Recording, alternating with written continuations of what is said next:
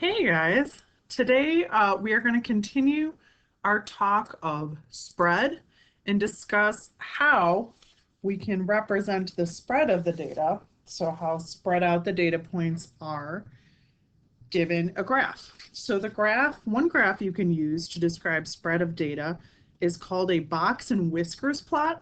Sometimes it's also called a box plot. But this is what it looks like. It has whiskers, which are the two horizontal lines on the side, and it has a box in the middle. And what you do is you have it hover over a number line. So this would be a number line where, let's say, the middle was like 6, etc. And you'd number the number line. But each of these points in the box and whisker plot makes up a part of the data. So the very first point here is the minimum value of the data. The side of the box, the left side, is going to be the first quartile. The line that draws through the box is the median. The right side of the box is Q3. And then the end of the data, or the maximum, is the whisker. And so to know the minimum of the data, let's say this is 6, 5, 6, 5, 4, 3, 2, 1. So this tells you that the minimum of the data is 1. Q1, or the first quartile of the data, is 3. The median of the data would be 6. So wherever these points hover above on the number line, it tells you a summary of the data, the minimum, the maximum, the median, and the first and third quartiles. So it's very straightforward to be able to read this data right off a box and whiskers plot. Now, all of those data points are called a 5-number summary. So the 5-number summary, it's written generally in curly brackets. And what it has in it is the minimum. And in this case, the minimum, this slide calls it the lower extreme, but that just means it's the minimum. So the minimum is 6.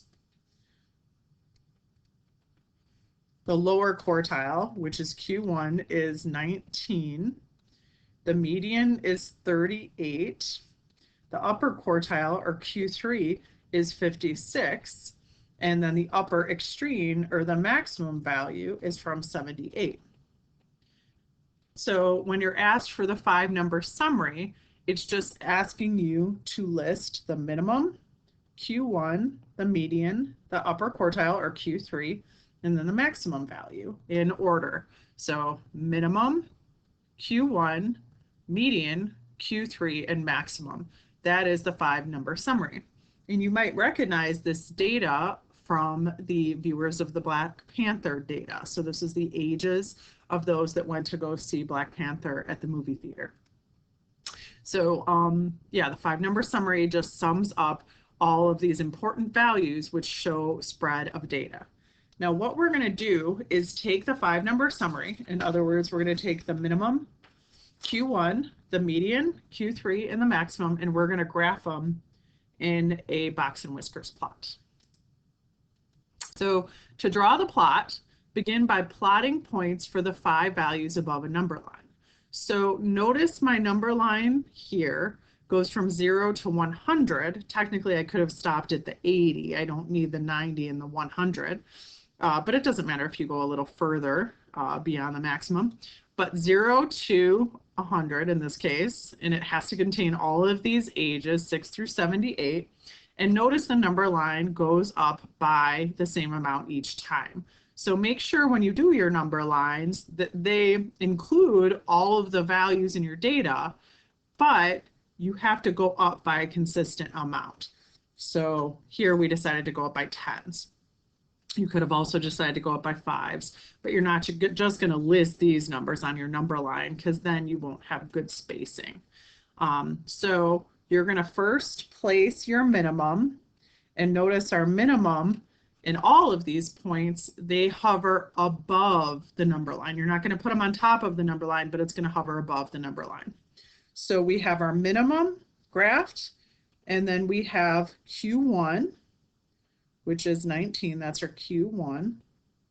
This is our minimum, and we already found these with the last lesson that we did. 38 was our median. 56 was our Q3, and that's right there on our graph. And then our maximum value, the oldest person watching the movie, was 78. So here we go. That was our 78-year-old. So they make up the last point. So that's our maximum value. So the first thing we're doing is lining up these points above the number line. Next, we're going to draw our box. So to draw your box, you take vertical lines and you just sketch them out here, here, and here. So they go through the 3 middle points. And that is going to make up the sides of the box and also the middle line. Then what you're going to do is draw a horizontal line to complete the box. So there is the box in the Box and Whiskers. Then the lower and the upper extremes, or the minimum value at 6 and the maximum value at 78, are going to make the whiskers. So if we draw in a line from the side of the box and a line from the side of the box to the maximum, we have our box already there, and then we added our whiskers. So this is the Box and Whiskers plot. Notice that it floats above the number line. All right. And if you do it correctly, if you find your Q1, Q2, Q3 correctly, all of these different quartile groups will have the same number of values in it. So you can look and say 25% of the data is in this first box. That's the first 25th percent. This is the 20th to the 50th percentile, the 50th to the 75th percentile, and this is the upper 25th percentile. Notice you have a shorter distance in your first whisker than you do in your final whisker, your last whisker. So that means you have a higher concentration of younger people watching the movie than you do the older people. Okay, so there's a bigger spread of people that are older. And notice it's 56 to 78 in this last quartile, whereas here it's just 6 to 19. That's a lot more concentrated here. So we have a concentration of younger folk. It's more spread out with the older folk here. So that's part of the interpretation of the Box and Whiskers plot. So it says the shorter the distance means the quartile data is bunched together. The longer distance, as in Q4, our fourth quartile, means the quartile data is spread out, as I said. What we're going to do now is draw a Box and Whiskers plot of the basketball height data of the girls basketball team from a few years back. So recall our shortest basketball player, or minimum value, was 63 inches tall. That's 5'3". Our Q1, the number separating our first and second quartile, 64 inches tall, or 5'4". The median, or the middle of the data, was 68 inches. Q3, or the third quartile marker, was 70 inches tall, or 5'10". And then our tallest person was 62 inches. So tallest girl on the team was 6 foot tall. So I know I'm going to have to number from 63 to 72. And I have to determine, am I going to go by ones, by twos, by fives? Because the data is only, 9 inches apart here from the shortest player to the tallest player, I think I can just go by ones on my x-axis. So I'm going to start with 63, and I'll just number every other so it doesn't look so crowded on my x-axis. That'll keep it spread out.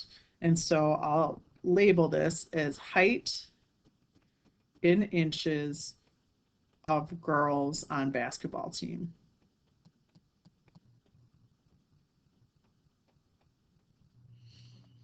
All right, so we're going to put 1 point hovering above the axis for each of these values in what is called our 5-number summary. 5 numbers are just these numbers listed in order.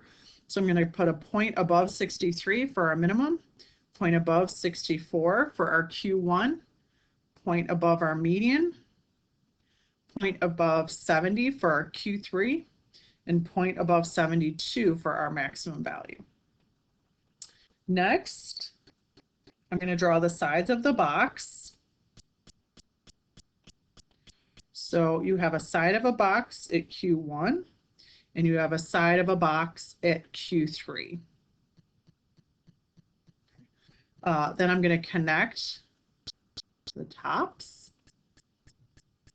to draw the box in the box and whiskers plot. And then in the somewhere inside or maybe at the edge of the box, that's going to be your median. So we have median is right here at 68 inches. The middle of our data is right there. And then Q1, our lower quartile, makes up the left side of the box, and then Q3 makes up the right side of our box. So that's where those values come from.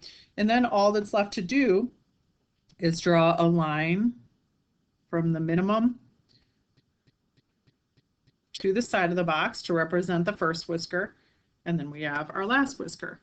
So this shows that our data is most concentrated between our median and our Q3 because this is bunched up data, meaning 25% of my girls are either 5'8", 5'9", or 5'10". Okay, that's a big concentration, and it's more spread out in this, 25 to 50th percentile. So you have not so many girls, or they're more spread out in this interval, more concentrated here. So we have some shorties here. We have some somewhat tall right here, and then very spread out in between the shorties and the somewhat tall. So I can look at the data in a more concise way in a box and whiskers plot. So now we're going to take a look at some data regarding snowfall at a ski mountain. So take a look at the difference between Powder Valley and Mad Mountain.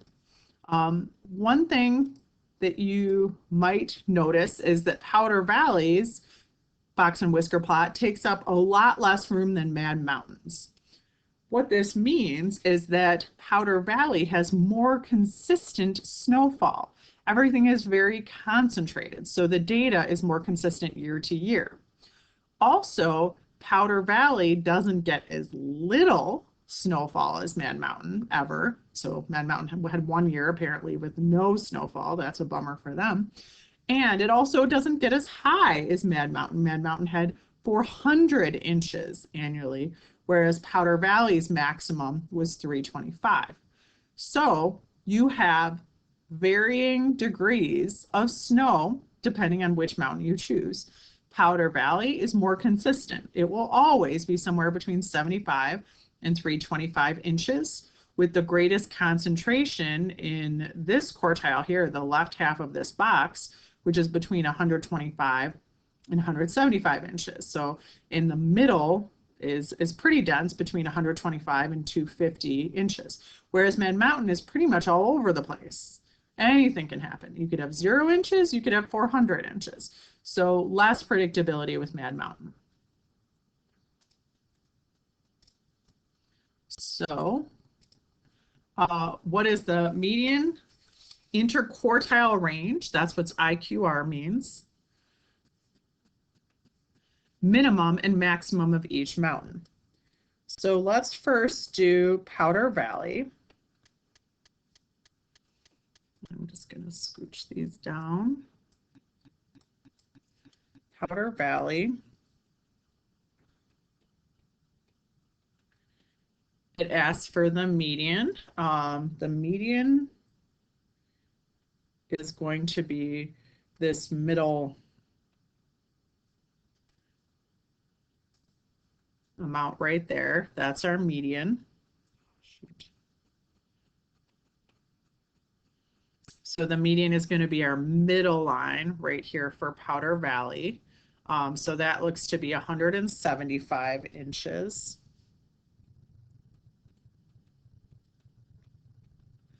Our IQR is Q3 minus Q1. So looking at Powder Valley, it looks like Q3 is right here. That's the right side of our box.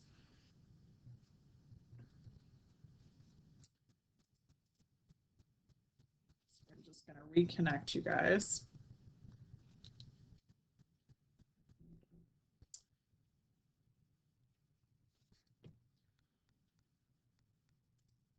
Okay, so the right side of the box, let's put the median back up here.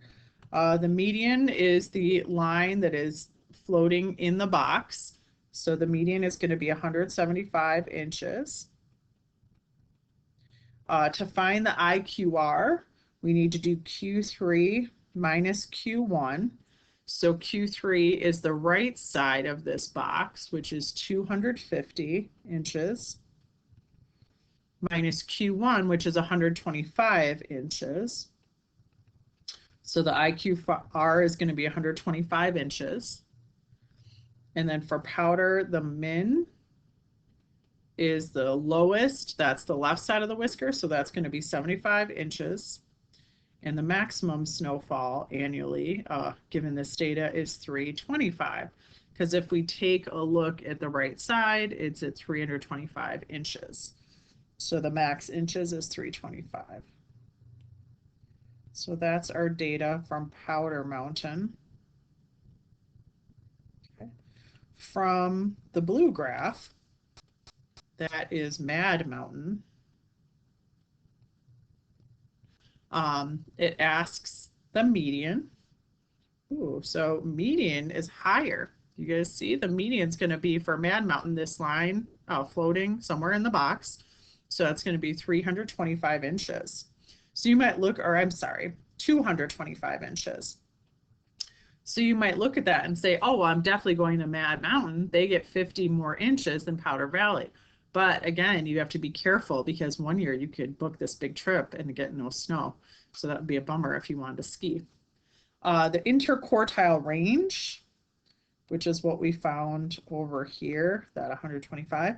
Interquartile range, just a reminder, it is Q3 minus Q1.